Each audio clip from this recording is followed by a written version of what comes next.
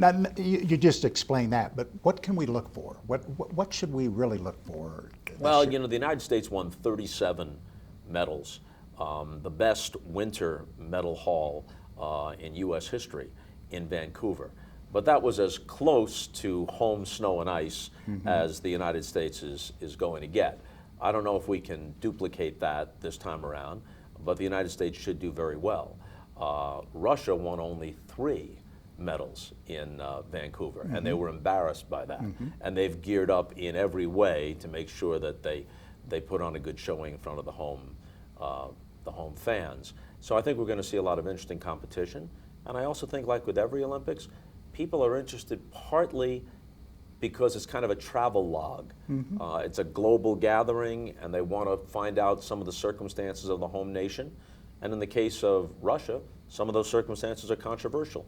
And we'll have the forces of NBC News there as well as NBC Sports. And if those issues become front and center, we won't shy away from them. You've done everything, basically, you could do in this business. Is this it? Is this top shelf for you? This is the 10th, right? 10th Olympics? This is my 11th Olympics and my 10th as the primetime host. Well, you know that it's the largest cumulative audience in all of sports television. The largest single audience is a Super Bowl. But in terms of a cumulative audience, yeah, it's a big thing. And really the responsibility, I feel, is that I'm carrying the ball in many cases for hundreds, if not thousands, of my colleagues who work so hard to put all this stuff together. And a lot of times when people say, boy, that was a really good piece, or I really enjoyed that, they'll identify, naturally enough, the announcer, the voice and the face that they see. But in many cases, 90% or more of the credit belongs to the producer or the editor or the researcher. And so you're mindful that you're kind of representing them when you're out there. But you are the guy who speaks out. And there's this anti-gay thing over there that's going on. Some athletes are fearful of being arrested even. And there was some talk of a boycott. Where do you stand on Well, this? the boycott, I don't think, ever gained any kind of steam. I think most people recognize that all that does is harm the athletes who have trained so hard for this once every 4 years, or in some cases once in a lifetime opportunity. And the Russian authorities, including Vladimir Putin, have repeatedly assured all the competitors and all of the administrators who will be there that the athletes and the visiting media will encounter no problems. The fact that we in the United States emphatically disagree with Russia's anti-gay laws doesn't automatically mean that we're going to be affected by them. We will report on them where necessary and where it's appropriate. But I think that the Russian authorities are aware, and the IOC behind the scenes is, I think, bringing some pressure to bear as well. They're aware that this is not going to play well on an international stage if there are incidents that run contrary to what the Olympic spirit is supposed to be about. So we're hoping we don't encounter that, but if we do, we'll report on it. To what, right from the beginning then, right? I think what happens when you have circumstances in an Olympics, whatever it might be, press freedom in Beijing, whatever the circumstances may be, concerns about security, you lay them out early before the competition starts, just so that you've kind of framed the circumstances in which these Olympics are taking place for the audience. And then you see what happens after that. You've said, these are the circumstances. If and when these circumstances come into play, we'll report on it. Does the network step on you in any way? Are you ever muzzled on something like this as a reporter? If they're muzzling me, they're not doing a very good job, because I seem to keep getting in trouble every time I turn around, even when I think I've said very reasonable things in a very good-natured way. So I think they misplaced the muzzle. That doesn't bother you then? Now, you know what? I go with Elvis Costello on this, who I think, if I'm quoting him correctly, years ago said, "I used to be disgusted, and now I'm just amused." Yeah. Thanks a lot. There you go, Jack. Jack, we can ask us just a couple questions for KUSA. So you don't care if there's only one playing? Was it 37? Who are some of the next generations? Can Lindsey Vonn win? I said Jan. I don't care. We're 37 is the the right next number. generation. Oh, right Yeah. here. Yep. Just those three. Dan, you're okay with that, right? That's our idea, right? Yeah. You're the best. Oh, I don't know That's about that, that's good. Okay.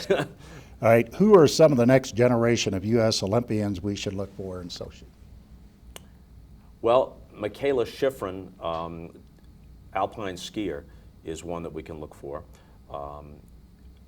I wouldn't say next generation, but there's still a chance that Lindsey Vonn is going to be big, that Shaun White could win on the half pipe for the third time, that Shawnee Davis could still be outstanding. That's every possibility.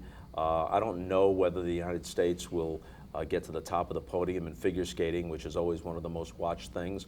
But if they do, Ashley Wagner and Stacey Gold could be people to look for in terms of figure skating. But these are things that kind of play themselves out as you get closer to it, and I would just be rolling the dice and guessing as we sit here now. All right, the U.S. plays Russia in the preliminary Yeah, round. in hockey. In hockey. So where do you see there? Well, you know, so much in hockey, whether it's Olympic hockey or the Stanley Cup or whatever, so much is the goaltending, you know. Ryan Miller from the Sabres did such a great job for the United States in Vancouver. It could be someone like Jonathan Quick from the LA Kings. Hot goaltender often carries you through. But when it comes to the competition at the Olympics, among the deepest fields is hockey. You got like a half dozen nations that have a chance to medal in hockey, including the host nation, of course, and including Canada, and including Sweden and Slovakia. You know, Finland has a shot. There's a lot of depth there. So the United States could play very well and not medal. You just don't know. You don't know. What else do we have here? I think they just wanted a specific question on Lindsey Vonn, although you kind of touched on it. I called Gracie Gold, Stacey Gold. I'm going to do this over again. Is that all right? That's fine. You Okay. bet. All right. I'm told, not being a figure skating expert myself and not being fully up to speed, that the two young American figure skaters to look at could very well be Ashley Wagner and Gracie Gold. But these things have a way of playing themselves out. You know, the first couple of nights, somebody impresses, and Tom Hammond and company bring it home to the audience. And then soon enough, people who forget about not being household names, weren't known outside their own households, all of a sudden are known to all of America if things break right. That's the way the Olympics sometimes play out. They're basically like a 3-week miniseries. And stars are made, and they emerge, and America becomes enthralled by them. That's the beauty of it then. Yeah. That's why we're captivated. Yeah, there are sports that Americans will watch in droves in the context of an Olympics, which if you took exactly the same competitors 2 weeks later, exactly the same competitors, and had them do it all over again, would get a rating of 3. But at the Olympics, it's a big deal because of all the dynamics and all the things that surround it. In Europe, people will follow track and field. In the United States, outside of that, you know, little group of people that really cares about track and field on a day-to-day basis, they'll follow it during the Olympics. They'll follow it avidly. And then after that, they'll say, okay, wake me up in 4 years. That's just kind of the way it goes. Thanks There again. you go. Really All right. appreciate it. One more thing? Well, I mean, you touched on it. Could you give us just a little bit more on Lindsey Vonn, the chances you think she could win Okay. for KUSA? Okay. Catastrophic injuries. Right. Let me see if I've got anything here about her. Tiger, she's so interesting now, we care about her more than. When will this air? Because she's got a thing in late November.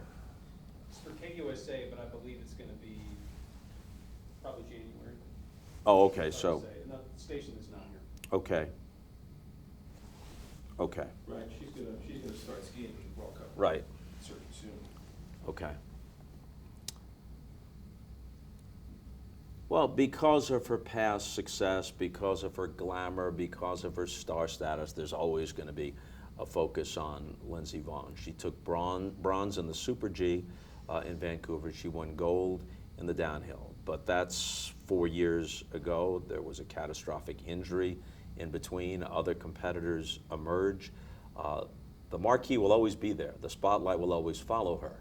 Whether or not she can do something in that spotlight, your guess is as good as mine, but obviously the audience wants to see it. The American audience wants to see it. Great. Appreciate it, Bob. Okay? There you go. Very nice. Up. Say a little something for us. What would you like me to say? The Olympics are coming to your 41 Action News station. Okay.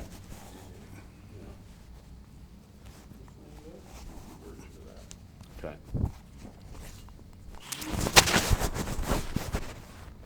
me know. The Olympics are coming to your 41 Action News station.